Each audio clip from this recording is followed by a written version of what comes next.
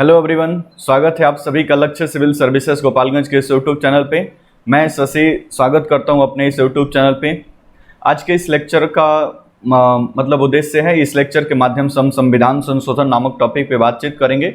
भारतीय संविधान का जो आर्टिकल 368 है, मतलब अनुच्छेद 368, उस 368 के अंतर्गत संविधान संशोधन की क्या प्रक्रिया दी गई है, भारत के संविधान में कौन व्यक्ति संशोधन कर सकता है और ये पूरी संशोधन की क्या क्या व्यवस्थाएं की गई हैं और किन किन परिस्थितियों में इसमें संशोधन करने की अनुमति दी गई है।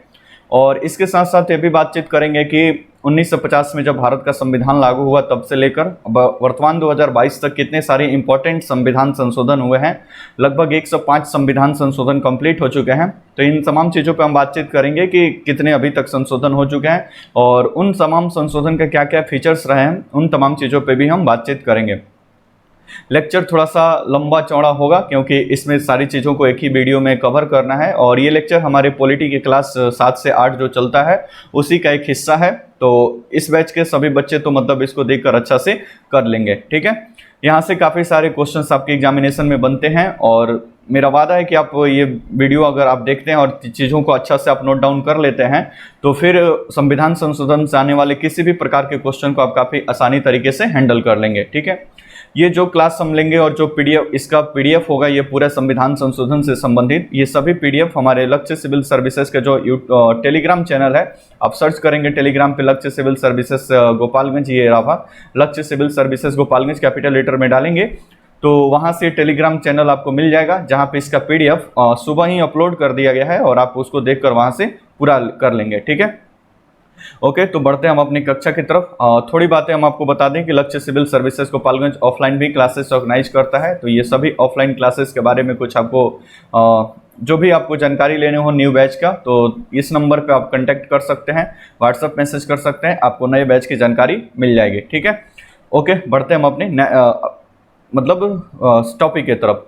तो आपको पता है कि भारत का जो संविधान है, संविधान के तहत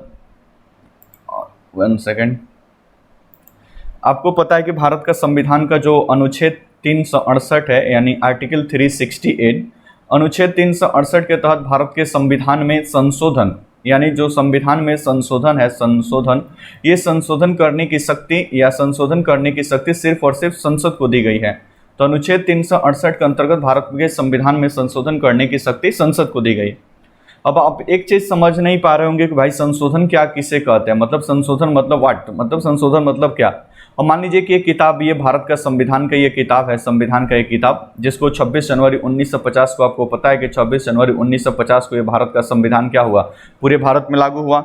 अब मान लीजिए कि 26 जनवरी 1950 को ये भारत का संविधान लागू हुआ। अब 1950 की कंडीशन कुछ और था, 2010 या 2020 या 2022 का कंडीशन कुछ और है। इसलिए भारतीय संविधान का जो लगभग 470 अनुच्छेद हैं अभी वर्तमान में, इन 470 अनुच्छेदों में से एक अनुच्छेद है अनुच्छेद 368 या फिर आर्टिकल 368। इसके अंतर्गत ये व्यवस्था की गई है कि संसद यानी देश के पार्लियामेंट को यह अधिकार है, यानी केंद्र सरकार को ये सामान्यतः अधिकार है कि वो संविधान में क्या कर दे, संशोधन कर दे। संशोधन का सामान्य सा मतलब है, तीन चीज़ें इसमें आपको विशेष तौर पर दिमाग में रखना है कि जो इसमें पहले से चीज़ें वर्णित है उसमें कुछ परिवर्तन कर दे, यानी उसमें कुछ बदलाव कर दे, यानी परिवर्तन कर दे। तो संशोधन के माध्यम से संविधान की किताब में कुछ बातों को क्या कर देना, परिवर्तन कर देना, या कुछ पुरानी बातों को इसमें से क्या कर देना, हटा देना। मतलब मान लीजिए कि कोई ऐसा प्रावधान है जिसका भी कोई रेलिवेंस नहीं है भारत के में, तो उस प्रावधान को पार्लियामेंट संशोधन के माध्यम से क्या कर देती है, हटा सकती है। इसके साथ साथ तीसरा इससे काम ये भी हो सकता है कि जो चीज़ें इसमें नहीं ऐड है तो नई चीज़ों को इसमें क्या कर देना, नई बातों को इसमें क्या कर देना, नया बातों को इसमें क्या कर देना, जोड़ देना। तो संशोधन के माध्यम से संसद तीन काम कर सकती है इस संविधान की किताब में। पहले से जो बातें दी गई है उससे में कुछ परिवर्तन कर दे आवश्यकता के अनुसार, या जो पुरानी बातें हो गई जिनका कोई इंपॉर्टेंस नहीं है उसको क्या कर दे, हटा दे, या इसके साथ साथ कुछ नई बातों को जोड़ना चाहे तो कुछ नई बातों को इसमें क्या कर दे, जोड़ दे। तो ये मेनली संशोधन के माध्यम से संविधान की किताब में कुछ परिवर्तन करने का अधिकार, और ध्यान रखेंगे ये सिर्फ संसद को दिया गया है, ठीक है, यानी पार्लियामेंट ही ये काम कर सकता है। राज्य सरकार का इसमें बहुत कम या न के बराबर योगदान है। आगे देखेंगे इसके प्रक्रिया जब बातचीत करेंगे तो वहाँ पे चीज़ें और आपको क्लियर हो जाएंगी। तो बेसिक सा भी बात समझे कि अनुच्छेद 368 के तहत जो संविधान का संशोधन है वो संविधान की किताब में कुछ परिवर्तन करने, कुछ पुरानी चीज़ों को हटा देने या कुछ नई चीज़ों को जोड़ने का अधिकार संसद को दिया गया है। ओके, इतना बात समझ गए। अब मुद्दा ये बनता है कि अब इस पे भी काफ़ी सारे डिस्कशन हुए हैं, पार्लियामेंट और विधायिका के बीच काफ़ी थोड़ा सा डिबेट भी हुआ है कि संशोधन कहाँ तक संसद कर सकती है। क्या संसद को इतना अधिकार है कि वो संविधान की किताब में कुछ भी संशोधन कर सकती है, कुछ भी बातों को परिवर्तित कर सकती है। तो इसमें बार बार आपको एक चीज़ आपको सुनने को मिलता होगा, एक मूल ढांचा, एक आप बेसिक स्ट्रक्चर या मूल ढांचा संबंधी एक शब्द सुनते होंगे। ये मेनली विधायिका और न्यायपालिका के बीच टकराव था कि संसद के संशोधन करने की शक्ति कितनी है। उसी को लेकर यह मूल ढांचा का एक सिद्धांत आया है जो 1973 में केशवानंद भारतीवाद में इसको प्रतिपादित किया सुप्रीम कोर्ट ने। ये कभी अलग लेक्चर में हम मूल ढांचे और बेसिक स्ट्रक्चर पे जरूरत के हिसाब से उसको हम बातचीत कर लेंगे। अब वो अलग टॉपिक है, एक थोड़ा सा न्यायिक सक्रियता के टॉपिक में उसको किया जाता है। तो मूल ढांचा वो किसी और टॉपिक में हम बातचीत कर लेंगे। सीधी सी अभी बात मूल ढांचा और बेसिक स्ट्रक्चर में आपको इतना दिमाग में रखना है। 1973 में केशवानंद भारतीवाद था केरल राज्य के विरुद्ध। उसी में 1973 में सुप्रीम कोर्ट ने ये जजमेंट दिया, थोड़ा सा ध्यान से आपको सुनना है। सुप्रीम कोर्ट ने जजमेंट दिया 1973 के केशवानंद भारतीवाद में कि पार्लियामेंट को यह अधिकार है कि संविधान को किसी भी भाग में, किसी भी प्रावधान में, यद्यपि फंडामेंटल राइट, प्रियम्बल, डीपीएसपी जहां पे भी मर्जी करे संविधान में संशोधन कर सकती है। लेकिन यहीं पे बोला कि संसद संशोधन तो कर सकती है लेकिन संविधान के बेसिक स्ट्रक्चर को उल्लंघन नहीं कर सकती है, यानी मूल ढांचे का उल्लंघन नहीं कर सकती है। अब बेसिक ढांचा, अब लोगों ने पूछा, भाई पार्लियामेंट को लोगों ने पूछा कि न्यायालय आप ये भी बता दो कि मूल ढांचा क्या होता है, मूल ढांचा बेसिक स्ट्रक्चर क्या होता है। तो फिर न्यायालय ने बोला या सुप्रीम कोर्ट ने बोला कि आप अपना कानून बनाएं, पार्लियामेंट संविधान में संशोधन कर दिया, जो भी कानून बनाए, फिर उसको हम बाद में चेक करेंगे कि वो मूल ढांचे का उल्लंघन करता है कि नहीं करता है। शॉर्टकट में आपको मतलब हम एक एग्जांपल देकर समझाएं तो मान लीजिए कि ये आप एक भाड़े के मकान में आप एक फ्लैट लेकर आ रहे हैं, ठीक है। भाड़े का एक मकान है जिसका मकान मालिक आपसे 5,000 सपोज करिए कि भाड़ा लेता है और फ्लैट में आप भाड़ा लेकर रहते हैं।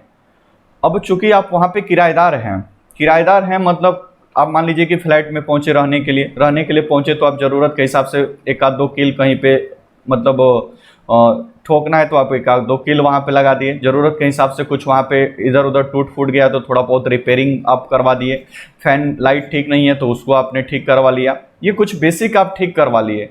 लेकिन आपको इतना अधिकार नहीं है कि आप इसके पूरी ढांचा को यानी फ्लैट को तोड़वा कर एक नया फ्लैट बनवा लेंगे। जस्ट लाइक वैसा ही कुछ संविधान में संशोधन है, संसद को ये शक्ति दी गई है कि वो संविधान में संशोधन करे, लेकिन इसका ये मतलब नहीं है कि वो संविधान के जो बेसिक फीचर है जैसे डेमोक्रेसी हो गया, स्वतंत्रता, समानता, बंधुत्व, इस प्रकार की कुछ ऐसी चीजें हैं जो उसी को समाप्त कर दे। सपोज करिए कि प्राइम मिनिस्टर का कार्यकाल लिखा है अभी 5 साल होगा, लेकिन संविधान में संशोधन करके उसको प्राइम मिनिस्टर कर दे कि हम आजीवन अपने पद पर बने रहेंगे।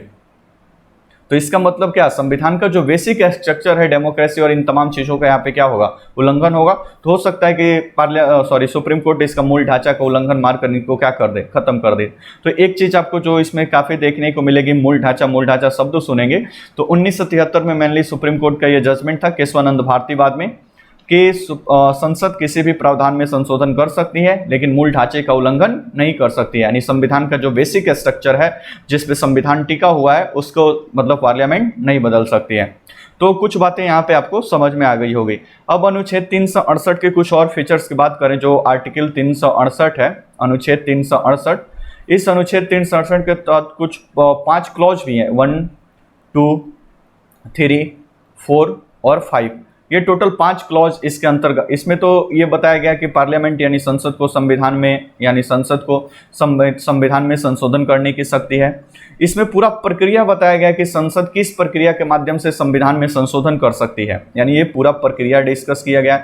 ये तीसरा, चौथा और 5वां ये मूल संविधान में नहीं था, इसको बाद में जोड़ा गया है। इसको 24वें संविधान संशोधन, इंदिरा गांधी के समय 24वें संविधान संशोधन के द्वारा 1971 में जोड़ा गया, ठीक है। तो ये अभी बहाल है, मतलब ये भी है। और 3 और 4 को 42वें संविधान संशोधन, इन दोनों प्रावधान को 42वें संविधान संशोधन 1976 में जोड़ा गया। लेकिन ये वर्तमान में मिनर्वा मिल्स एक मामला था 1981 में, मिनर्वा मिल्स केस, इसको बेसिक स्ट्रक्चर का उल्लंघन मानते हुए सुप्रीम कोर्ट ने इसको क्या कर दिया, खारिज कर दिया। तो अभी आपको मेनली अनुच्छेद 367 के तहत 3 क्लॉज आपको मिलेंगे, 1, 2 और 3। एक में अधिकार है कि संसद संशोधन कर सकती है, दूसरा में उसकी पूरा प्रक्रिया, अभी आगे हम देखेंगे तो पूरा प्रक्रिया के बारे में बताया गया है। तीसरा में बताया गया है कि तीसरा में कुछ और भी प्रावधान किया गया है, चौथा पांचवा के दोनों को अभी नहीं है, मतलब इसको खारिज कर दिया गया है। ठीक है, तो ये कुछ बेसिक बातें हैं जो आई होप इतनी बातें आपको समझ गए होंगे। एक चीज साथ ही साथ आपको ये भी इसमें समझ लेना है कि एक लेक्चर है मेरा इस पे बहुमत के प्रकार, मेरे YouTube चैनल पर एक लेक्चर है बहुमत के प्रकार। बहुमत के प्रकार का मेरा कहने का मतलब कि साधारण बहुमत किसको बोलते हैं, यानी सिंपल मेजोरिटी, साधारण बहुमत किसको बोलते हैं, साधारण बहुमत। फिर प्रभावी बहुमत क्या होता है, विशेष बहुमत क्या होता है, विशेष बहुमत का भी अलग अलग सब कैटेगरी है, विशेष बहुमत 1, विशेष बहुमत 2 और विशेष बहुमत 3। तो ये भी आपको थोड़ा सा दिमाग में आपको होना चाहिए, क्योंकि ये भी थोड़ा सा आगे चर्चा में आएगा कि विशेष बहुमत से प्रस्ताव पारित होता है या साधारण बहुमत से। अगर आपको पता नहीं हो तो इसका डिस्क्रिप्शन में हम लिंक दे देंगे और जाकर आप एक बार बहुमत के प्रकार का टॉपिक देख लेंगे। ठीक है, तो आइए हम बढ़ते हैं और थोड़ा सा और भी कुछ चीज़ों को देखते हैं। ये जो नोट्स आपको स्क्रीन पर दिख रहा है, यही नोट्स टेलीग्राम चैनल पे डाला जा चुका है। लक्ष्य सिविल सर्विसेज का जो ऑफिशियल टेलीग्राम चैनल है, आप सर्च करेंगे तो मिल जाएगा। तो हम बात करें संविधान संशोधन, जैसा अभी हम अपने को बताया कि संविधान संशोधन,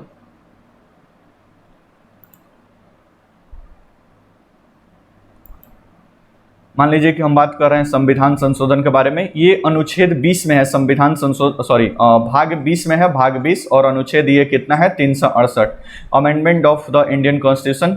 ठीक है, ये लिया गया है। ठीक है, साउथ अफ्रीका से ये लिया गया है संविधान में संशोधन। आइए बात करते हैं, किसी भी अन्य लिखित संविधान के समान भारत के संविधान भी परिस्थितियों और आवश्यकता के अनुरूप उसमें संशोधन करने की व्यवस्था व्यवस्था की गई है। हालांकि इसका संशोधन की प्रक्रिया ब्रिटेन के जैसा आसान और अमेरिका के जैसा अत्यधिक कठिन नहीं है।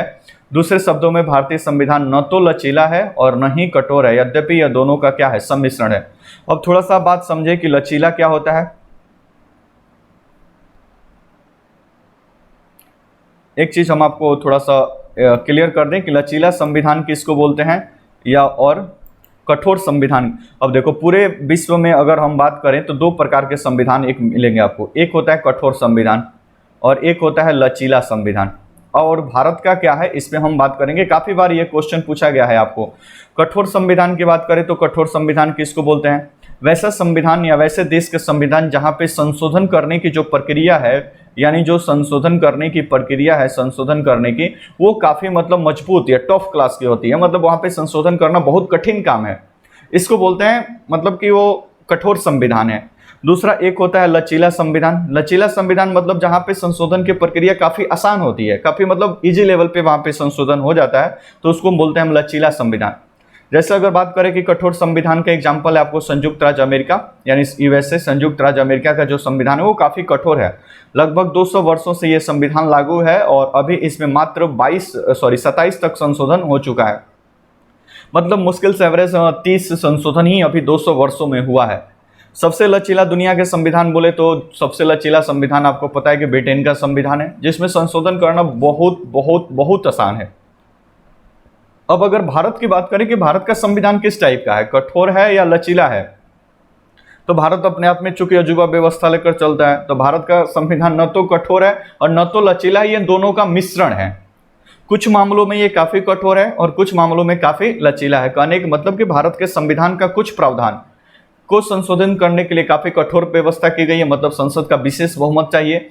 कुछ में विशेष के साथ साथ आपको आधे राज्यों का समर्थन भी चाहिए, जबकि संविधान के कुछ संशोधन सिर्फ साधारण बहुमत से आप कर लेते हैं। तो इस प्रकार से दोनों का हमने में क्या है, मिश्रण है, कुछ कठोरता का भी है, कुछ लचीला के भी। तो भारत का संविधान आपसे पूछे कोई कि क्या है, तो हम बोल देंगे कि भारत का संविधान लचीला भी है, यानी कुछ मामलों में ये लचीला भी है और कुछ मामलों में ये पूरी तरह से क्या है, कठोर है। बीपीएससी का प्रीलिम्स का ये क्वेश्चन है कि भारत का संविधान किस प्रकार का लचीला है कि कठोर है, तो भारत का संविधान दोनों है। ठीक है, आपसे कोई पूछे कि दोनों क्यों, तो कुछ मामलों में संशोधन करना काफी इजी है और कुछ मामलों में पूरी तरह से कठोर है। ठीक है, आइए कुछ और चीजों पे बातचीत करते हैं। संविधान का भाग 20, एक मिनट, कलर आपको नहीं दिख रहा है। संविधान का ये जो भाग 20 है, संविधान का भाग 20 और अनुच्छेद 368 में संसद को, देखिए अब यहाँ पे दिया गया है, संसद को संविधान और इसकी व्यवस्थाओं में संशोधन करने की शक्ति प्रदान की गई है। मतलब अनुच्छेद 368 के तहत संसद को संविधान में संशोधन करने की शक्ति दी गई है। इसमें यह प्रावधान किया गया है कि संसद अपनी संवैधानिक शक्ति का प्रयोग करते हुए संविधान के किसी भी उपबंध में परिवर्तन कर सकती है, निरस्त कर सकती है, या उसमें कुछ चेंज कर सकती है, या संशोधन कर सकती है।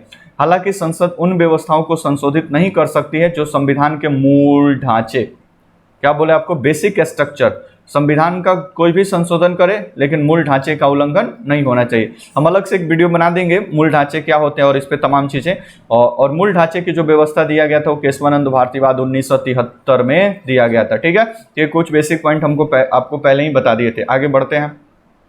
अब संशोधन की प्रक्रिया क्या होगी? संशोधन की प्रक्रिया ये आपको ये अनुच्छेद 368 और क्लॉज 2 में दिया हुआ है पूरा संशोधन की प्रक्रिया। ठीक है, तो अनुच्छेद 368(2) में संशोधन की प्रक्रिया को निम्नलिखित तरीकों से उल्लिखित किया गया, यानी भारत का संविधान में किस प्रकार से संशोधन किया जाएगा इसके बारे में बताया गया है। ठीक है, तो सबसे पहला इसका फीचर्स है संविधान संशोधन की प्रक्रिया संसद के किसी भी सदन से प्रारंभ की जा सकती है। आपको पता है कि संसद के दो सदन है, एक है लोकसभा और एक है राज्यसभा। अब चाहे तो संविधान संशोधन की प्रक्रिया आप लोकसभा से भी शुरुआत कर सकते हैं, चाहे तो आप राज्यसभा से, मतलब आप इसको आरंभ कर सकते हैं लोकसभा से भी, आरंभ कर सकते हैं राज्यसभा से भी। कोई जरूरी नहीं है कि इसको पहले लोकसभा में लाना है या पहले राज्यसभा में लाना है। ठीक है, तो पहला कंडीशन है कि संसद के किसी भी सदन में इसको लाया जा सकता है।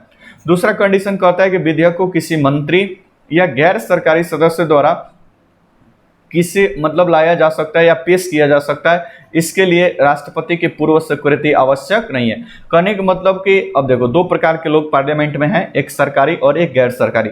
जितने लोग मंत्री हैं ना, जो लोग मंत्री हैं या मंत्री परिषद के मेंबर हैं उनको बोला जाता है सरकारी, और जो लोग मंत्री परिषद के मेंबर नहीं है उनको बोला जाता है गैर सरकारी। ठीक है, तो ये कोई मंत्री भी ला सकता है और कोई बिना मंत्री रहे, मतलब सरकारी भी कोई ला सकता है, गैर सरकारी भी ला सकता है। ठीक है, और इस विधेयक को लाने के लिए कोई भी आपको राष्ट्रपति की परमिशन की कोई आवश्यकता नहीं है। मतलब किसी भी सांसद को ये लगता है कि संविधान संशोधन बिल लाना है तो संविधान संशोधन बिल ला सकता है। अच्छा, एक बात आपको थोड़ा सा और क्लियर मैं कर दूं कि बिल आप बार बार सुनेंगे संविधान संशोधन बिल, और एक चीज और सुनेंगे कि एक्ट क्या होता है। ये पीछे भी मैंने काफी बार बता चुका है कि बिल होता है जो एक्ट का एक ड्राफ्ट होता है, जो पार्लियामेंट के दोनों सदनों से पारित होने के बाद जब राष्ट्रपति का हस्ताक्षर लग जाता है तो यही एक्ट बन जाता है। काफी बार ये क्लासेस वगैरह में चर्चा होती रहती है। ठीक है, इसका तीसरा फीचर बोलता है कि विधेयक को दोनों सदनों में विशेष बहुमत से पारित कराना अनिवार्य है। उपस्थित एवं मतदान करने वाले सदस्यों का 2/3 जो कुल सदस्यों का क्या हो, बहुमत हो।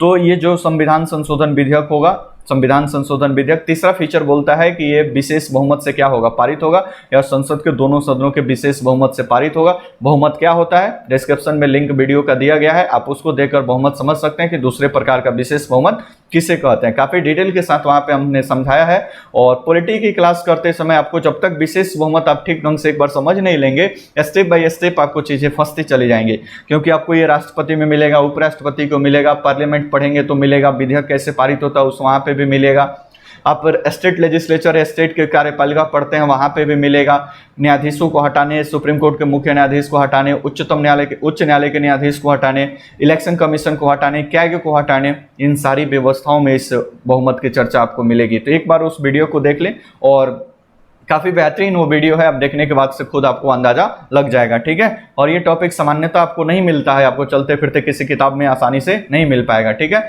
तो एक 3 बातें समझे कि संसद अनुच्छेद 368(2) के तहत किसी भी सदन में लाया जा सकता है, किसी भी सांसद के द्वारा लाया जा सकता है, और इसको लाने के लिए राष्ट्रपति की अनुमति की आवश्यकता नहीं है, और दोनों सदनों में 2/3 बहुमत से क्या होगा, पारित होगा। आगे बढ़ते हैं।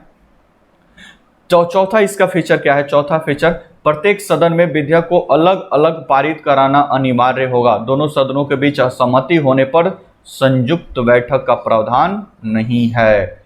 तो ये भी दिमाग में रखेंगे, संयुक्त बैठक में भी आर्टिकल 108 में है। संयुक्त बैठक मतलब किसी भी विधेयक पर राज्यसभा और लोकसभा के बीच कोई विवाद फंस जाता है तो उस विधेयक को ज्वाइंट सेशन में पारित करा लिया जाता है, लेकिन संविधान संशोधन विधेयक को पारित करने के लिए आपको ज्वाइंट सेशन का प्रावधान नहीं किया गया है। ठीक है, आप इसके लिए ज्वाइंट सेशन नहीं बुला सकते हैं। संसद के द्वारा पारित होने के बाद राष्ट्रपति की सहमति देंगे, न तो विधेयक को अपने पास रख सकते हैं और न ही संसद के लिए पुनर्विचार के लिए भेज सकते हैं। मतलब जब ये विधेयक पारित होकर राष्ट्रपति के पास जाएगा तो ये पुनर्विचार के लिए नहीं बच सकते हैं, और यहाँ पे अपना रख भी नहीं सकते, मतलब वहाँ पे सहमति देना क्या है, अनिवार्य है। छठा पॉइंट बात करें तो राष्ट्रपति सहमति के बाद विधेयक, मतलब राष्ट्रपति जैसे ही सहमति देता है तो ये अधिनियम बन जाता है और ये संविधान संशोधन अधिनियम के नाम से जानते हैं। और लास्ट इसमें फीचर है कि ऑर्डिनेंस का प्रावधान, मतलब आपको पता है ऑर्डिनेंस अनुच्छेद 123 के तहत राष्ट्रपति ऑर्डिनेंस जारी करता है। जब विधायिका सेशन में नहीं होती है तो कार्यपालिका के द्वारा जो बनाया गया कानून है उसी को हम सामान्यतः ऑर्डिनेंस के नाम से जानते हैं। तो इस पे संविधान संशोधन विधेयक पर ऑर्डिनेंस भी जारी नहीं हो सकता है। तो इतनी सारी चीजें आप समझ गए होंगे, क्या क्या हमने बताया ये सारी चीजें, ठीक है। नेक्स्ट बात करते हैं, नेक्स्ट बात, अब संशोधन की कितने प्रकार से भारत के संविधान में संशोधन होगा, संशोधन कितने प्रकार से होगा। तो अनुच्छेद 368 के तहत 2 प्रकार से संशोधन की व्यवस्था की गई है। मतलब अनुच्छेद 368 में आपको बताया गया कि आप संविधान में जो संशोधन होगा वो कितने प्रकार से करेंगे, 2 प्रकार से। फिर भी हमारे संविधान में 3 प्रकार से संशोधन होता है। अब ये जो पहला प्रकार है ना, पहला, ये संविधान में लिखा मतलब होता है लेकिन अनुच्छेद 368 में नहीं लिखा गया। यूपीएससी का क्वेश्चन है यहाँ पे, ठीक है। तो अनुच्छेद 368 में लिखा नहीं गया लेकिन संशोधन हो जाता है। जैसे संसद के साधारण बहुमत से संशोधन, तो पहला संशोधन होता है संसद के साधारण बहुमत से, लेकिन आप ध्यान में रखेंगे 368 के अधीन ये नहीं है, ठीक है, लेकिन संशोधन हो जाता है। दूसरा और तीसरा जो है ये आपको अनुच्छेद 368 के अंतर्गत इसका व्यवस्था किया गया है। तो एक दिया गया है संसद के विशेष बहुमत द्वारा, अनुच्छेद 368 में इसका प्रावधान किया गया है। और दूसरा गया है संसद के विशेष बहुमत और आधे से अधिक विधानमंडलों की सहमति के उपरांत संशोधन किया जा सकता है। तो कुछ ऐसे 3 प्रकार से, अब थोड़ा सा ध्यान से समझिए, पूरे भारत का जो संविधान है, इस पूरे भारत के संविधान को जो संसद संशोधित करेगी वो 3 प्रकार से कर सकती है। पहला कंडीशन है कि साधारण बहुमत से। तो भारतीय संविधान का भी देखेंगे आगे कौन कौन से फीचर है। तो कुछ फीचर ऐसे हैं जो साधारण बहुमत से, कहने का मतलब उपस्थित और मतदान करने वाले सदस्यों का 50% +1 लगा दीजिए, संविधान में संशोधन हो जाएगा। परंतु अनुच्छेद 368 के तहत इसको संविधान संशोधन नहीं माना जाएगा, ठीक है। संविधान संशोधन अनुच्छेद 368 के अंदर किसको मानेंगे, तो इस दोनों को मानेंगे, यानी संसद के विशेष बहुमत, और दूसरा कंडीशन है संसद के विशेष बहुमत भी चाहिए और आपको आधे से अधिक राज्यों का समर्थन भी चाहिए। भारत के संविधान के जैसे इसका एग्जाम्पल तो जीता जागता जीएसटी है। जीएसटी कानून जो बना हुआ था उसमें आपको संसद से वो बिल भी पारित हुआ था और आधे से अधिक राज्यों का समर्थन भी यहाँ पे मिला हुआ था, ठीक है। तो आगे बढ़ते हैं और देखते हैं कि किस प्रकार से संशोधन होता है। तो सबसे पहले हम बात करें साधारण बहुमत से, यानी साधारण बहुमत से क्या क्या संशोधन होता है। तो यहाँ पे डायरेक्ट लिखा हुआ है संविधान के अनेक उपबंध। अच्छा, वीडियो आपको अच्छा लगे तो कृपया इस वीडियो को शेयर करेंगे और ज़्यादा से ज़्यादा इसको लाइक करें और कमेंट में ज़रूर बताएं कि क्लासेस आपको कैसे लग रही हैं और इस प्रकार से क्लासेस से आप कितना फ़ायदा उठा पा रहे हैं, ठीक है। तो कुछ उपबंध संविधान कैसे हैं जो संसद के दोनों सदनों द्वारा साधारण बहुमत से संशोधित किए जा सकते हैं। ये व्यवस्थाएं अनुच्छेद 368 के सीमा से बाहर है, मतलब ये अनुच्छेद 368 में आता ही नहीं है, अर्थात इन्हें संविधान संशोधन नहीं माना जाएगा, परंतु संविधान में संशोधन हो जाता है। यह अलग ये मामला है संविधान के अंतर्गत। पहला, साधारण बहुमत संशोधन हो जाता है, माना नहीं जाता है अनुच्छेद 368 के अंतर्गत, लेकिन हो जाता है। अब इसमें क्या क्या आप कर सकते हैं इसके माध्यम से, तो नए राज्यों का प्रवेश, नए राज्यों का गठन, अनुच्छेद 2, 3 वगैरह जितना सारा है वो सब इसमें नए राज्य बनाना है, सब काम हो जाएगा। राज्य के विधान परिषद का निर्माण करना हो या विधान परिषद को समाप्त करना हो, ये भी इसमें आ जाएगा। दूसरी, अनुसूची में परिवर्तन करना हो, यानी वेतन एवं भत्तों से संबंधित इसी से हो जाएगा। संसद की गणपूर्ति से कोई व्यवस्था करना, संसद के सदस्यों को वेतन भत्ता, राज्य भाषा का प्रयोग, नागरिकता से संबंधित कोई प्रावधान, ये सभी साधारण बहुमत से होंगे। इसके साथ साथ संसद एवं राज्य विधानमंडलों के लिए निर्वाचन क्षेत्रों का पुनर्निर्माण, केंद्र शासित प्रदेशों के बारे में, 5वीं और 6ठी अनुसूची के बारे में, ये सभी परिवर्तन पहले प्रकार से हो जाएगा, यानी पहले प्रकार से हो जाएगा। पहले प्रकार से मतलब किस प्रकार, साधारण बहुमत से हो जाएगा, साधारण बहुमत से हो जाएगा। साधारण बहुमत बोले तो अनुच्छेद 368 के अंतर्गत इसे नहीं माना जाएगा, यद्यपि संविधान में संशोधन हो जाएगा। ओके, आगे बढ़ते हैं। अगला फीचर्स मतलब दूसरा प्रक्रिया है संसद के विशेष बहुमत के द्वारा। संसद के विशेष बहुमत का मतलब है उपस्थित और मतदान करने वाले सदस्यों का 2/3 हो और साथ ही साथ कुल सदस्यों का, यानी लोकसभा में 545 सदस्यों, अभी 543 है तो 543 का 50% +1 और राज्यसभा में 245 का 50% +1। तो ये दोनों एक साथ आपको चाहिए, उपस्थित और मतदान करने वाले सदस्यों का 2/3 भी हो और ये भी 50% प्लस वन यानी कुल का बहुमत भी हो। संविधान के ज्यादातर अब अधिकांश उपबंधों को संविधान संशोधन विशेष बहुमत द्वारा ही किया जाता है, अर्थात प्रत्येक सदन के कुल सदस्यों का बहुमत मतलब वही 50% प्लस वन और प्रत्येक सदन में उपस्थित और मतदान करने वाले सदस्यों का 2/3 से प्रस्ताव क्या होगा, पारित होगा। ठीक है, तो इसको थोड़ा सा दिमाग में रखेंगे। अब इसके तहत क्या क्या संशोधन हो सकता है, तो मूल अधिकार में संशोधन करना होगा, ऐसे ही करेंगे। राज्य के नीति निर्देशक तत्वों में तो दूसरे प्रकार से, यानी संसद का विशेष बहुमत चाहिए आपको। वे सभी प्रावधान जो प्रथम और तृतीय अनु में नहीं है, मतलब फर्स्ट वाला जो साधारण में और इसके बाद जो अभी हम आपको बताएंगे उसमें नहीं है, वो सभी किस में है, दूसरे प्रकार में है, जहां पे आपको संसद का विशेष बहुमत चाहिए, जहां पे आपको 2/3 भी चाहिए और साथ ही साथ लोकसभा का बहुमत यानी 50% प्लस वन और राज्यसभा में राज्यसभा के बहुमत 50% प्लस वन। चीजें काफी आसान लग रही होगी, ऐसा मैं समझ कर चलता हूं। ठीक है, नेक्स्ट और सबसे मोस्ट इंपॉर्टेंट एक और है, संविधान में विशेष बहुमत के साथ साथ राज्यों की स्वीकृति भी चाहिए। पहला सबसे लॉलीपॉप टाइप का है साधारण बहुमत से आसान से, उससे टफ है दूसरा और सबसे टफ है तीसरा। इसमें आपको विशेष बहुमत भी चाहिए और साथ ही साथ आधे से अधिक राज्यों का समर्थन, मतलब पार्लियामेंट में आपका बहुमत है तो आप 2/3 लगाकर पारित कर दीजिए, लेकिन जब तक आधे से अधिक राज्यों में आपकी सरकार नहीं होगी, आपकी गवर्नमेंट नहीं होगी सामान्यतः, तब तक आप इस फीचर को संशोधित नहीं कर सकते हैं। ठीक है, और आधे राज्यों का समर्थन मतलब वहां से वो राज्य से साधारण बहुमत से पारित होंगे, इसमें आप क्लियर रहिएगा। ठीक है, नीति निर्देशक नीति के संघीय ढांचे से संबंधित संविधान के उपबंधों को संसद के विशेष बहुमत के द्वारा संशोधित किया जा सकता है और इसके लिए आवश्यक है कि आधे से अधिक विधानमंडलों को साधारण बहुमत से मंजूरी मिली हो। तो संघीय ढांचे से संबंधित जितने मामले होते हैं ना, ये सभी विशेष बहुमत के साथ साथ यानी दूसरे प्रकार वाला स्पेशल मेजोरिटी यानी विशेष बहुमत के साथ साथ आपको आधे से अधिक राज्यों, मान लीजिए कि अभी कितने 28 राज्य हैं, तो 28 राज्य से 15 राज्यों का आपका समर्थन भी इसमें होना चाहिए। ओके, अब इसके तहत क्या क्या संशोधन, नोट में कुछ लिख लिखे यहाँ पे, यदि कुछ या बचे राज्य, मतलब मान लीजिए कि 16 ने इस पे हामी भर दिया, बाकी 12 ने इस पे हामी, कोई दिक्कत नहीं है, बाकी नहीं भरे तो उससे कोई दिक्कत नहीं है। कहना क्या चाहता है कि भाई आधे से अधिक राज्यों का होना चाहिए, बाकी दे रहे हैं कि नहीं दे रहे हैं, पारित कर रहे हैं कि नहीं कर रहे हैं, इसका कोई मतलब नहीं बनता है। वही यहाँ पे बात लिखा हुआ, यदि एक या कुछ या बचे राज्य कदम नहीं उठाते हैं तो भी विधेयक पर उसका कोई फर्क नहीं पड़ेगा, क्योंकि आधे से अधिक राज्यों ने इसकी स्वीकृति दे दी है, तो औपचारिक प्रक्रिया पूरी हो गई है। विधेयक को स्वीकृति देने के लिए राज्यों के लिए कोई समय सीमा का निर्धारण नहीं है कि वो कब तक उसको पारित करके भेजेंगे। संविधान के निम्नलिखित उपबंधों को इसके अंतर्गत संशोधित किया जा सकता है।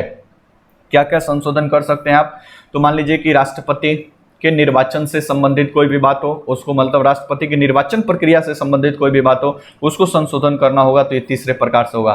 केंद्र एवं राज्यों की कार्यकारी एवं शक्तियों का विभाजन हो, उच्चतम न्यायालय या उच्च न्यायालय से संबंधित कोई फीचर हो, केंद्र एवं राज्यों के बीच शक्तियों का विभाजन, आपको पता है संघ सूची, राज्य सूची और समवर्ती सूची से कोई मामला हो तो ये भी इसी के तहत होगा। वस्तु एवं सेवा कर अभी बताया जीएसटी से संबंधित हो, इसी के तहत होगा। 7वीं अनुसूची से संबंधित कोई विषय है, इसी से होगा। संसद में राज्यों का प्रतिनिधित्व इसी से होगा। संसद में संशोधन करने की शक्ति इसी से होगा।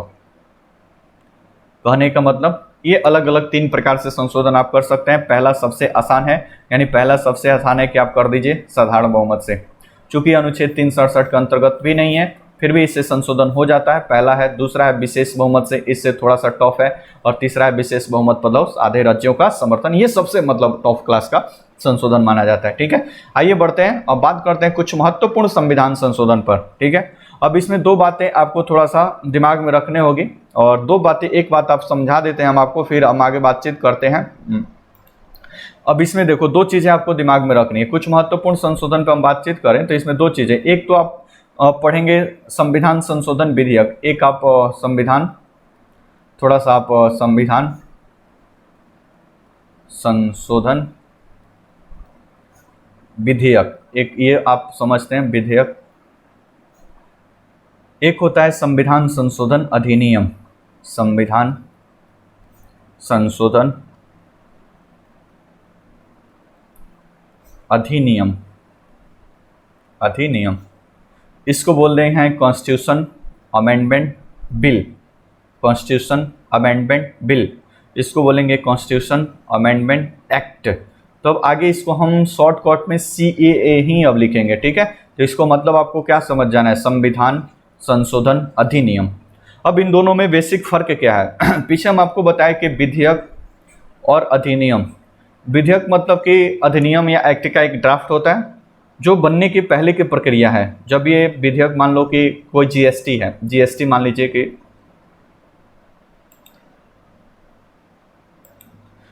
कि जीएसटी के हम बात करें जीएसटी के बारे में, तो सबसे पहले जीएसटी बिल बनेगा, आपको जीएसटी विधेयक बनेगा। अब ये जीएसटी बिल बनने के पश्चात, मान लो कि संविधान में संशोधन हो रहा है, तो जीएसटी बिल बनने के पश्चात पहले तब ये आएगा संसद में, तब ये आ जाएगा संसद में। संसद में आने के पश्चात संसद के दोनों सदनों से, ये राज्यसभा से पारित होगा, राज्यसभा से, फिर ये लोकसभा से पारित होगा, लोकसभा से। अब चूंकि जीएसटी एक संघीय ढांचे को परिवर्तित करता है, इसलिए इसको आधे राज्यों को समर्थन के लिए भेजा जाएगा। इतना पारित होने के पश्चात ये जाएगा प्रेसिडेंट या राष्ट्रपति के पास। राष्ट्रपति के पास जब जीएसटी बिल जाएगा, जीएसटी बिल या जीएसटी विधेयक, ये जब राष्ट्रपति के पास जाएगा, राष्ट्रपति जैसे ही जीएसटी बिल या जीएसटी बिल पर हस्ताक्षर कर दे तो यही बन जाएगा आपका जीएसटी एक्ट, या यही बन जाएगा जीएसटी कानून। और जैसे ही कानून बन जाएगा ये क्या हो जाएगा? लागू हो जाएगा। तो इसी को हम बोलेंगे संविधान संशोधन से द्वारा जीएसटी एक्ट।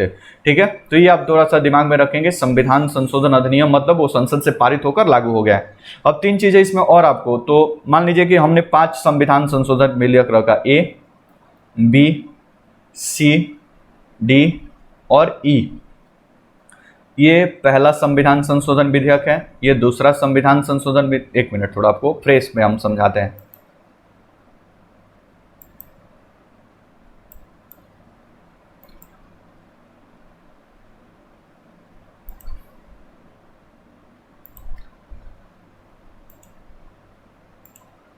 मान लीजिए कि 5 संविधान संशोधन बिल रखा गया, ए, बी, सी, डी और ई।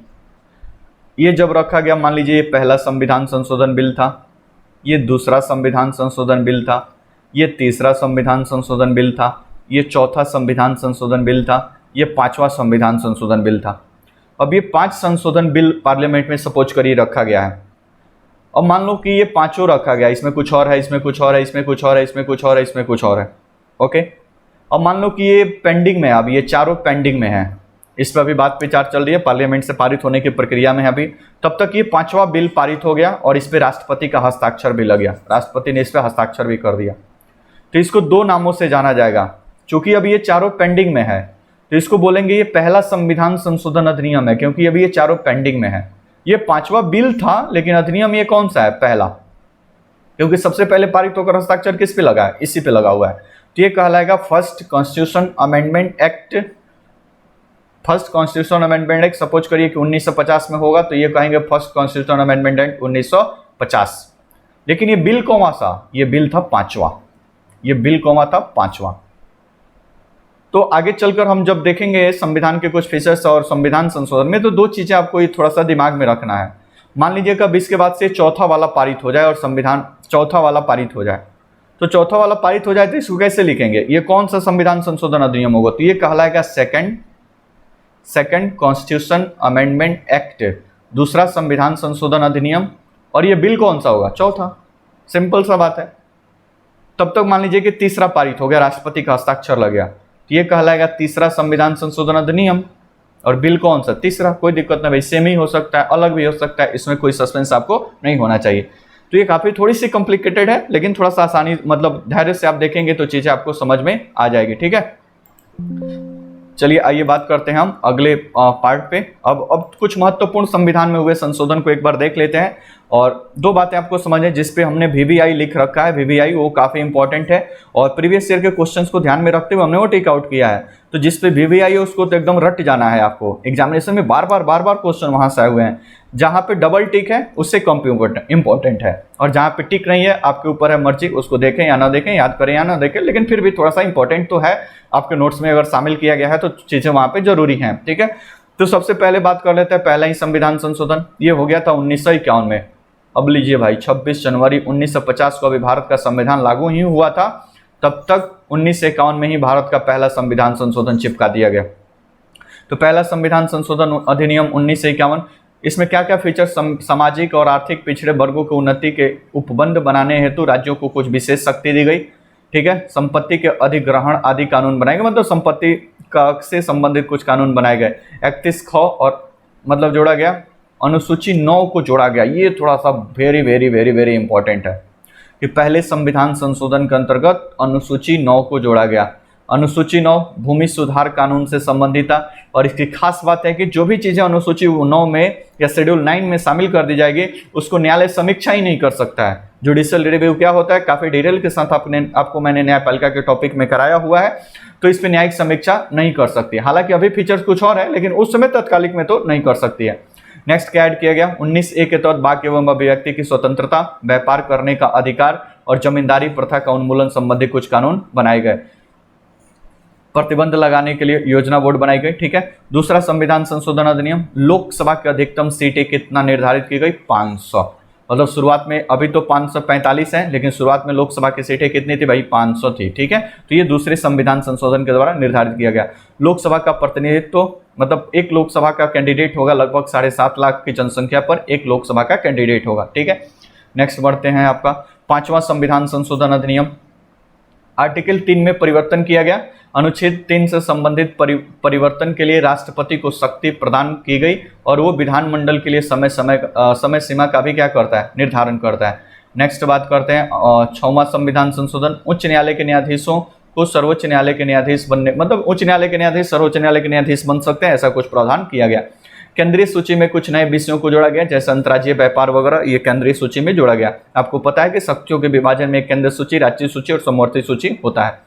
नेक्स्ट मोस्ट इंपॉर्टेंट 7वां संविधान संशोधन अधिनियम, अनुसूची 1 तथा अनुसूची 1 में परिवर्तन किया गया, और ABCD टाइप के जो राज्य थे इन सबको समाप्त करके लोकसभा और राज्य और केंद्र शासित प्रदेशों में बांट दिया गया। और आपको पता है कि 1956 में ही राज्य पुनर्गठन अधिनियम पारित हुआ और 14 राज्य और 6 केंद्र शासित प्रदेशों का गठन हुआ, जो वर्तमान में 28 राज्य और 8 केंद्र शासित प्रदेशों में क्या हो गए हैं, परिवर्तित हो गए हैं। ठीक है, लोकसभा की अधिकतम सीटें 525 निर्धारित की गई, तो पहले था 500, इसको बढ़ाकर कर दिया गया कितना, 525। ठीक है, आगे देखेंगे कब 543 हुआ है। नेक्स्ट स्लाइड पे बात करें तो 8वां संविधान संशोधन है। 8वां अनुच्छेद 334 में परिवर्तन किया गया और SC ST को आरक्षण के अगले 10 वर्षों तक के लिए बढ़ा दिया गया। ठीक है, रिजर्वेशन है SC ST का, आपको पता है कि जो SC ST का जो विधायिका में रिजर्वेशन है वो 10 वर्षों के लिए दिया गया था। ठीक है, मतलब 10 वर्षों के लिए 1960 में 8वें संविधान संशोधन के तहत इसको अगले 10 वर्ष के लिए क्या कर दिया गया, बढ़ा दिया गया। 1970 में फिर 10 वर्ष के लिए, 1980 में फिर 10 वर्ष के लिए, 1990 में फिर आगे 10 वर्ष के लिए, फिर 2000 ईस्वी में फिर 10 वर्षों के लिए, फिर 2010 में भी, फिर 2020 में भी मोदी गवर्नमेंट के द्वारा फिर आगे इसको 10 वर्षों के लिए क्या कर दिया गया, बढ़ा। आगे आपको मिलते जाएगा।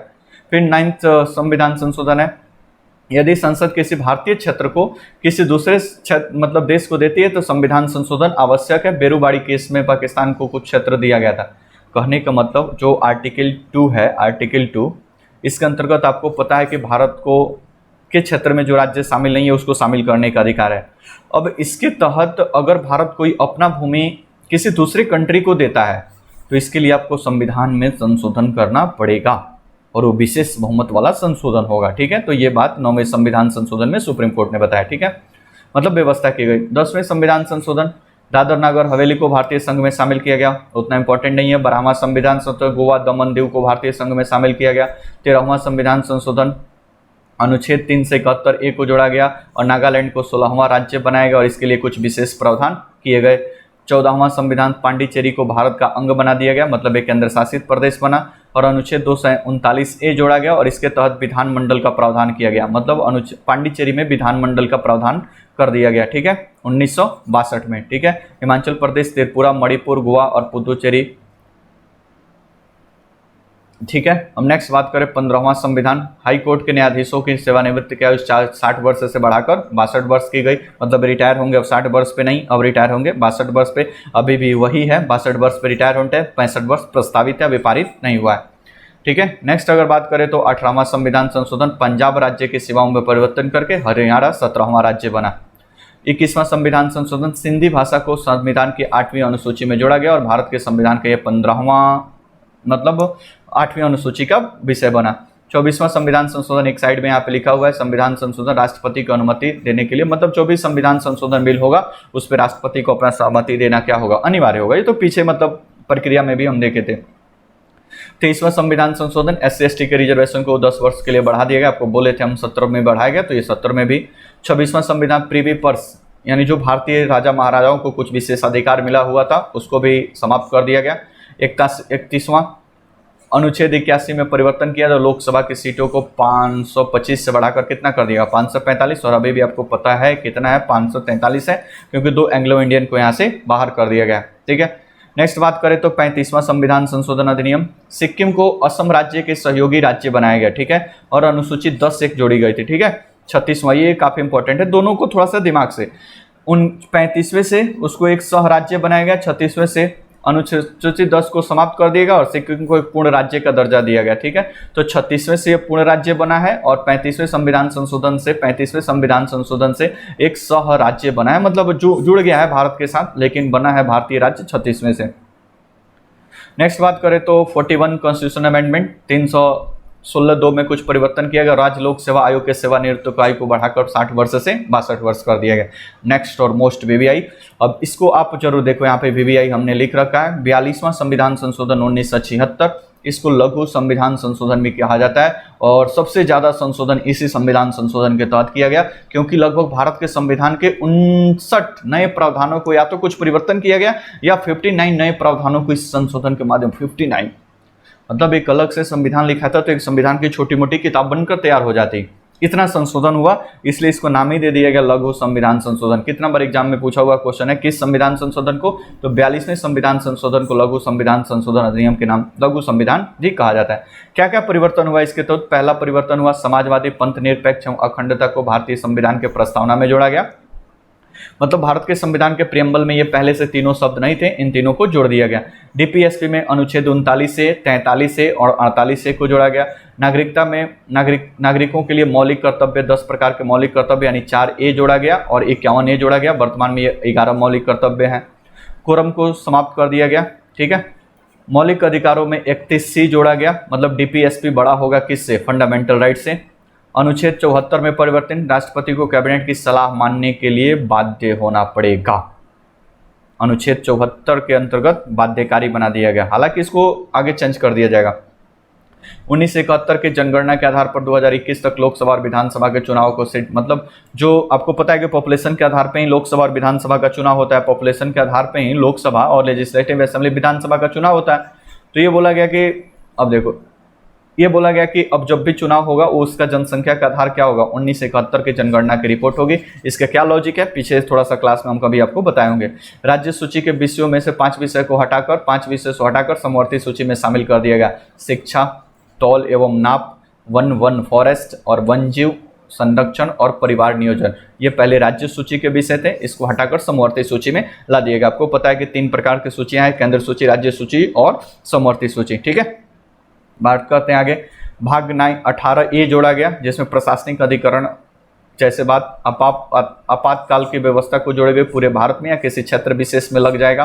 ठीक है, लोकसभा और विधानसभा के कार्यकाल को बढ़ाकर 5 वर्ष से 6 वर्ष कर दिया गया। राष्ट्रपति शासन को एक बार में अधिकतर 6 माह तक बढ़ाया जा सकता है। तो ये इतने सारे फीचर्स, इंपॉर्टेंट कुछ फीचर्स ऐड किए गए। ठीक है, नेक्स्ट बात करें तो 44वें संविधान संशोधन अधिनियम, आर्टिकल 31 को हटा दिया गया और संपत्ति के अधिकार को हटाकर इसको 300A के तहत एक मौलिक अधिकार, कानूनी अधिकार बना दिया गया। ठीक है, तो संपत्ति का अधिकार जो मौलिक अधिकार हुआ करता था उसको 44वें संविधान संशोधन 1978 के द्वारा हटाकर उसको एक कानूनी अधिकार बना दिया गया अनुच्छेद 300A के अंतर्गत। अनुच्छेद 74 के अंतर्गत राष्ट्रपति कैबिनेट की सलाह को एक बार पुनर्विचार के लिए भेज सकता है। ठीक है, वापस आने पर अनुमति देना अनिवार्य है। दरोगा में एक बार ये क्वेश्चन पूछा हुआ है कि किस संशोधन के द्वारा राष्ट्रपति को पुनर्विचार करने की एक बार शक्ति दे दी गई, तो 44वां। ठीक है, 78 में। 42वां में क्या था कि राष्ट्रपति सहमति मानने के लिए बाध्य है, लेकिन 44वां में एक मौका उनको दे दिया गया। लोकसभा एवं विधानसभा के कार्यकाल को पुनः 5 वर्ष कर दिया गया। संसद एवं विधानमंडल को कोरम को पुनः बहाल कर दिया गया। अनुच्छेद 32, आंतरिक अशांति की जगह पे सशस्त्र विद्रोह, मतलब जो इमरजेंसी लगेगा वो आंतरिक अशांति पे नहीं लगेगा, सशस्त्र विद्रोह पर लगेगा। केवल लिखित सलाह पर ही आपातकाल लगाया जा सकता है। मंत्रिमंडल के लिखित सलाह पर ही आपातकाल लगाया जा सकता है। मतलब ये 1978 में प्रावधान किया गया। 20 और 21 आपातकाल के समय निलंबित नहीं होंगे, कुछ ऐसा प्रावधान किया गया। नेक्स्ट 45वां संविधान संशोधन, आरक्षण को यानी रिजर्वेशन को और 10 वर्षों के लिए बढ़ा दिया गया। बोले ना 1990 तक, 1980 में बढ़ाया गया, 90 तक, फिर 90 में बढ़ेगा, आगे हम देखेंगे। 48वां, पंजाब में कुछ स्पेशल प्रावधान 2 वर्ष तक और मतलब 3 वर्ष अधिकतम राष्ट्रपति शासन लगा सकते हैं, लेकिन पंजाब में अपवाद में संशोधन करके कुछ व्यवस्था किया गया क्योंकि कंडीशन वहां पे थोड़ा सा खराब था। आपको पता है ऑपरेशन ब्लू स्टार और खालिस्तान का डिमांड वगैरह इस समय चल रहा था। ठीक है, ये वीवीआई है, वीवीआई। 10वीं अनुसूची जोड़ा गया जिसमें एंटी डिफेक्शन लॉ या दल बदल अधिनियम के बारे में बताया गया। 52वां संविधान संशोधन 1985। 53वां मिजोरम के लिए विशेष उपवन। ठीक है। 56वां गोवा को भारत का एक राज्य बना दिया गया। ठीक है, 1987 में। वीवीआई 61वां, वयस्क मताधिकार की न्यूनतम आयु को घटाकर 21 वर्ष से 18 वर्ष कर दिया गया। आपको पता है वयस्क मताधिकार की आयु संविधान लागू होने पर 21 वर्ष था, इसको घटाकर 18 वर्ष, यानी वर्तमान में 18 वर्ष से ऊपर जो भी लोग हैं वोटर आई कार्ड में नाम जुड़वाइए, आपको वोटिंग का अधिकार मिल जाता है। 61वें संविधान संशोधन। 62वें में आरक्षण को 10 वर्षों के लिए बढ़ा दिया गया, मतलब 2000 ईस्वी तक, ये देख लीजिए 10 वर्ष तक यहाँ पे भी, 10 वर्ष तक यहाँ पे भी। 65वें संविधान संशोधन अधिनियम 1990, अनुसूचित जाति और जनजाति के आयोग का प्रावधान किया गया। ठीक है, शेड्यूल कास्ट और शेड्यूल ट्राइब्स के लिए आयोग एक बना। ठीक है, नेक्स्ट बात करते हैं 69वां केंद्र शासित प्रदेश दिल्ली को विशेष दर्जा दिया गया। पूछा हुआ क्वेश्चन अभी लेटेस्ट किसी न किसी एग्जाम में। ठीक है, विशेष राज्य का दर्जा देते हुए राष्ट्रीय राजधानी क्षेत्र घोषित किया गया और इसी के तहत दिल्ली में 17 सदस्यीय विधानसभा का गठन किया गया, जिसमें मंत्रिपरिषद की संख्या 7 निर्धारित की गई। ठीक है, 17वां संविधान पांडिचेरी में विधानसभा के गठन और दिल्ली पांडिचेरी के राष्ट्रपति के चुनाव में भाग लेने का अधिकार दे दिया गया। मतलब 1992 से पहले केंद्र शासित प्रदेश राष्ट्रपति के चुनाव में भाग नहीं लेते थे, लेकिन 1952 से दिल्ली को भी यह अधिकार दे दिया गया और पुदुचेरी को भी यह अधिकार दे दिया गया। ठीक है, 71वां संविधान संशोधन, कोंकणी, मणिपुरी, नेपाली भाषा को 8वीं अनुसूची में जोड़ा गया। तो पहले था 15, शुरुआत में था 14, बाद में जोड़ा गया एक सिंधवी, अब ये 3 जोड़ा गया, कोंकणी, यहाँ पे आप देखेंगे तो कोंकणी, मणिपुरी और नेपाली, तो अभी कितने हो गए 18। ठीक है, 73वां संविधान मोस्ट इंपॉर्टेंट, पंचायती राज व्यवस्था है, भाग 9 जोड़ा गया, अनुसूची 11 जोड़ी गई, पंचायती राज व्यवस्था। 74वां वीवीआई है, भाग 9 को जोड़ा गया, अनुसूची 12 जोड़ी गई। ठीक है, और इससे नगर पालिका की व्यवस्था की गई। ठीक है, 76वां संविधान संशोधन, तमिलनाडु, अच्छा ये थोड़ा सा इंपॉर्टेंट है, तमिलनाडु आरक्षण नीति 1994 9वीं अनुसूची में जोड़ा गया और राज्य के शैक्षणिक संस्थानों में राज्य की सेवा में 69% आरक्षण की व्यवस्था मतलब कर दी गई। ठीक है, अब देखो सुप्रीम कोर्ट का जजमेंट था कि आप रिजर्वेशन 50% से अधिक नहीं दे सकते हैं, लेकिन ये तमिलनाडु अपवाद है, संविधान संशोधन करके इसको 9 शेड्यूल में डालकर तमिलनाडु अपवाद है कि वहाँ पे 69% रिजर्वेशन दिया गया। एग्जाम में क्वेश्चन पूछा हुआ है कि 50% का अपवाद कौन सा है, तो ये तमिलनाडु है। 77वां SC/ST के रिजर्वेशन प्रोन्नति के अधिकार को मतलब प्रमोशन में भी आरक्षण दिया गया। 79वां संविधान संशोधन, आरक्षण एवं एंग्लो इंडियंस प्रतिनिधि को 10 वर्षों के लिए बढ़ा दिया गया, मतलब SC/ST के रिजर्वेशन को 10 वर्षों के लिए बढ़ा दिया गया। वीवीआई है 84वां, लोकसभा और राज्य विधानसभाओं की सीटों को 2026 तक पुनर्निर्धारण पर पाबंदी लगा दी गई। मतलब 2000, आपको पता है कि लोकसभा में अभी सीटों की संख्या है 543 और अधिकतम सीटों की संख्या है 552। अब इसको बैन रोक दिया गया कि 2026 तक इसमें कोई परिवर्तन नहीं होगा। अब 2026 में आगे परिवर्तन होगा, ये 84वें संविधान संशोधन से व्यवस्था की गई। नेक्स्ट बात करें 86वें संविधान संशोधन, आर्टिकल 21A जोड़ा गया और शिक्षा को एक फंडामेंटल राइट्स बना दिया गया। इसके पहले ये डीपीएसपी में था, अब ये मौलिक अधिकार है। तो 6 वर्ष से 14 वर्ष के बच्चों को लिए अब शिक्षा का अधिकार एक मौलिक अधिकार बना दिया गया।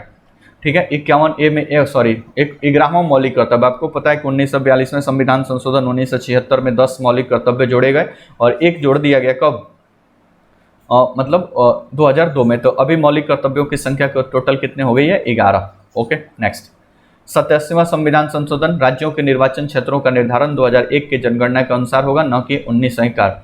तो राज्यों में जो निर्वाचन क्षेत्रों का निर्धारण होगा वो 2001 से के आधार पर होगा और केंद्र में के लिए तो पहले से ही व्यवस्था है 1971। ओके, फिर 89वें संविधान संशोधन अधिनियम, अनुसूचित जाति आयोग अनुच्छेद 368, अनुसूचित जनजाति आयोग अनुच्छेद 338A की व्यवस्था की गई। मतलब अनुसूचित जाति आयोग 338 में, अनुसूचित जनजाति आयोग 338A में है। 91 संविधान संशोधन अधिनियम 2003 मोस्ट इंपॉर्टेंट है, भी VVI है। मंत्रिपरिषद के आकार को निश्चित कर दिया गया। केंद्र में जो मंत्रिपरिषद होगा वो टोटल लोकसभा सीट के 15% से अधिक नहीं होगा। राज्यों में सीएम के साथ साथ विधानसभा के 50% से अधिक नहीं होगा और सीएम सहित मंत्रियों की न्यूनतम संख्या भी 12 निर्धारित की गई। ठीक है, ये काफी विस्तृत चर्चा आपको मंत्रिपरिषद के टॉपिक में भी कराया गया होगा। 10वीं अनुसूची में परिवर्तन किया गया और 1/3 सदस्य, अयोग्यता के आधार पर पहले था कि 1/3 सदस्य अगर किसी दूसरे पार्टी को ज्वाइन करते हैं तो आप मतलब आपकी समाप्त हो जाएगा, लेकिन अब 2/3 इसको कर दिया गया। एंटी डिफेक्शन लॉ में इसको काफी अच्छा से हमने चर्चा कर रखा है। ठीक है, नेक्स्ट है 92 संविधान संशोधन। बोडो, डोगरी, मैथिली एवं संथाली को 8वीं अनुसूची में शामिल की गई। तो पहले था 18, अब हो गया कितना 22। तो पहले था 14, फिर हुआ वो 15, फिर हुआ 18, फिर हो गया 22। बोडो, डोगरी, मैथिली और संथाली को जोड़ा गया है 2003 में। ठीक है, 95वां संविधान संशोधन 2009, आरक्षण को 10 वर्षों के लिए बढ़ा दिया गया 2020 तक, फिर 2020 में बढ़ जाएगा ये 2030 तक। 97वां संविधान संशोधन, भाग 9 ख जोड़ा गया और सहकारी समितियों की व्यवस्था की गई। मोस्ट इंपॉर्टेंट, दिमाग में रखिएगा। ठीक है, 99वां संविधान संशोधन, सर्वोच्च न्यायालय एवं उच्च न्यायालय में न्यायाधीशों की शक्ति के लिए कोलेजियम प्रणाली के स्थान पर राष्ट्रीय न्यायिक नियुक्ति आयोग, नेशनल जुडिशियल अपॉइंटमेंट कमीशन की स्थापना की गई थी। हालांकि 2015 में सर्वोच्च न्यायालय ने इसे असंवैधानिक करार देते हुए निरस्त कर दिया। परिणाम स्वरूप पहले से चले आ रही कोलेजियम व्यवस्था जारी है। तो जो 99वां संविधान संशोधन था ना, 99वां संविधान कॉन्स्टिट्यूशन अमेंडमेंट एक्ट, इसमें कुछ इस प्रकार से व्यवस्था किया गया था। जो कोलेजियम है, आपको पता है कि collegium supreme court, high court में तो काफ़ी बेहतरीन तरीके से हम आपको बता रखा है। कोलेजियम जो है वो कोलेजियम के स्थान पे ये लाया गया था कि अब से न्यायाधीशों का जो सिफारिश करने का अधिकार होगा कोलेजियम के पास नहीं होगा। राष्ट्रीय न्यायिक नियुक्ति आयोग इस काम को करेगी, लेकिन सुप्रीम कोर्ट ने इसको खारिज करके वर्तमान में कोलेजियम को ही क्या कर दिया गया है, बहाल है। ठीक है, नेक्स्ट बात करें 100वां संविधान संशोधन अधिनियम 100। तो इसको अच्छा यहाँ पे देख लिए, 119वां बिल था, लेकिन 100वां संविधान संशोधन अधिनियम 2015। भारत एवं बांग्लादेश के बीच भूमि का हस्तांतरण हुआ। 101वां ये बिल था। 122वां जीएसटी कानून बनाया गया। 101वां संविधान संशोधन अधिनियम था और बिल था 122वां। 102वां संविधान संशोधन अधिनियम, 123वां ये बिल था। ठीक है, अनुच्छेद 338 भी जोड़ा गया। इसके तहत राष्ट्रीय पिछड़ा आयोग ओबीसी कमीशन का गठन किया गया और उसको एक संवैधानिक दर्जा दिया गया। 1993 में एक संसद का अधिनियम द्वारा बना गया था, अब ये संवैधानिक दर्जा दे दिया गया है। 103वां आर्थिक रूप से कमजोर वर्ग के सामान्य वर्ग की उन्नति के लिए 10% रिजर्वेशन के आरक्षण दिया गया है। 103वां संविधान संशोधन अधिनियम। 104वां संविधान संशोधन 2019 में एकदम लेटेस्ट है। 126वां संविधान संशोधन बिल इसको बोला गया है। सुप्रीम SC/ST के लिए लोकसभा और राज्य विधानसभा में आरक्षण का विस्तार कर दिया गया है और ये 2030 तक हो गया है। तो अभी तक टोटल हमने आपको 104 संविधान संशोधन के बारे में बता दिया गया। अच्छा, कुछ और भी प्रावधान है। लोकसभा के और राज्यसभा के आंग्ल भारतीयों को समाप्त कर दिया गया। ठीक है, और ये पीछे से ही देख रहे हैं, 8वें में बढ़ाया गया 10 साल, 23वें में 10 साल, 45वें संविधान संशोधन 10 साल, 62वें में भी 10 साल, फिर 79वें में 10 साल, 95वें में भी 10 साल और फिर 104वें संविधान संशोधन में भी प्लस 10 साल के लिए, यानी 2020-2030 तक ये क्या कर दिया गया, बढ़ा दिया गया। ठीक है, ओके। अब देखो अगला, अगर हम बात करें अब इसमें 104वें संविधान संशोधन के अंतर्गत थोड़ा सा आप जाते जाते अब समझ लीजिए, लास्ट स्लाइड है आपका। जो 104वां संविधान संशोधन था ना, इसमें देखो क्या हुआ, थोड़ा सा आप ध्यान से समझ लीजिए, काफ़ी इंपॉर्टेंट बात है। संविधान का 4 अनुच्छेद है। अनुच्छेद आर्टिकल अगर बात करें तो 4 अनुच्छेद 30, 330, 331, 332 और अनुच्छेद 333। अनुच्छेद 330 में अगर बात करें तो इसमें लोकसभा के लिए, लोकसभा में SC और ST का रिजर्वेशन है। अनुच्छेद 301 से बात करें तो लोकसभा में एंग्लो इंडियन का मनोनयन का प्रावधान है। एंग्लो इंडियन का मनोनयन का प्रावधान है जिसको राष्ट्रपति करता है। अनुच्छेद 332 विधानसभा में, यानी राज्य के विधानसभा में SC और ST के रिजर्वेशन का प्रावधान है। 333 में विधानसभा में एंग्लो इंडियन के लिए 1 सीट होगा, एंग्लो इंडियन के लिए 1 सीट होगा और राज्यपाल इसको मनोनीत करेगा। ये 4 प्रावधान थे। ये शुरुआत में 4 प्रावधान 10 वर्ष के लिए ही लागू थे, यानी 1950 से लेकर कितना 10 वर्षों तक 60 तक इसको समाप्त हो जाना चाहिए। लेकिन प्रत्येक 10 वर्ष के बाद इसको बढ़ा दिया गया। ठीक है, 1960 में एक बार बढ़ाया गया, नेहरू जी की सरकार थी। 1970 में बढ़ाया गया, इंदिरा गांधी की सरकार थी। 1980 में बढ़ाया गया, फिर से इंदिरा गांधी आ गई थी। 1990 में शायद बीपी सिंह की सरकार थी। 2000 ईस्वी अटल बिहारी वाजपेयी, 2010 मनमोहन सिंह, 2020 मोदी जी के काल में भी इसको अगले 10 वर्षों के लिए बढ़ा दिया। परंतु इस समय जो 2020 में इसको बढ़ाया गया ना, इसमें से केवल इस फीचर को, एक मिनट में रुकिए, अब देखो 2020 में क्या परिवर्तन हुआ। 2020 में केवल एक तो इसको बढ़ाया गया, ये बढ़ाया गया लोकसभा में SC ST का रिजर्वेशन, और एक कोई ये बढ़ाया गया विधानसभा में SC ST का रिजर्वेशन। इन दोनों को नहीं बढ़ाया गया, मतलब एंग्लो इंडियन का जो प्रावधान था ना उसको बढ़ाया ही नहीं गया। सेकंड, इसका मतलब क्या हुआ, एंग्लो इंडियन का प्रावधान ही खत्म। तो आज के डेट में अगर बात करें तो 2 लोकसभा में जो एंग्लो इंडियन हुआ करते तो उसका प्रावधान नहीं है, और प्रत्येक राज्य के विधानसभा में जो एंग्लो इंडियन होते थे तो उसका प्रावधान भी नहीं है। ठीक है, तो ये आपका विशेष मतलब सभी चर्चा। अब एक लेटेस्ट हुआ है 105वां संविधान संशोधन, जिसमें राज्यों को ओबीसी लिस्ट बनाने वगैरह के कुछ छूट दे दी गई है। तो अभी तक आपको 105 संविधान संशोधन को काफ़ी बेहतरीन तरीके से हमने आपको समझा दिया है, और काफ़ी सारे किताब से डाटा निकालने के बाद ये आपको चीज़ें दी गई हैं, इसलिए काफ़ी महत्वपूर्ण टॉपिक है, और चीज़ों को अच्छा से देखकर समझकर इसको पढ़ने का प्रयास करिए। ठीक है, और सेशन अच्छा लगा तो कृपया लाइक करें, और कमेंट में ज़रूर बताएं कि आपको ये क्लास कैसा लगा, और ये पूरा डिटेल के साथ आपको ये टॉपिक किस प्रकार से पसंद आया, ज़रूर कमेंट में बताएं। ठीक है, ओके, मिलते हैं फिर किसी नेक्स्ट वीडियो में, और फिर किसी नए टॉपिक के साथ चर्चा जारी रहेगी। बहुत बहुत धन्यवाद, बहुत बहुत शुक्रिया सभी किसी को। जय हिंद।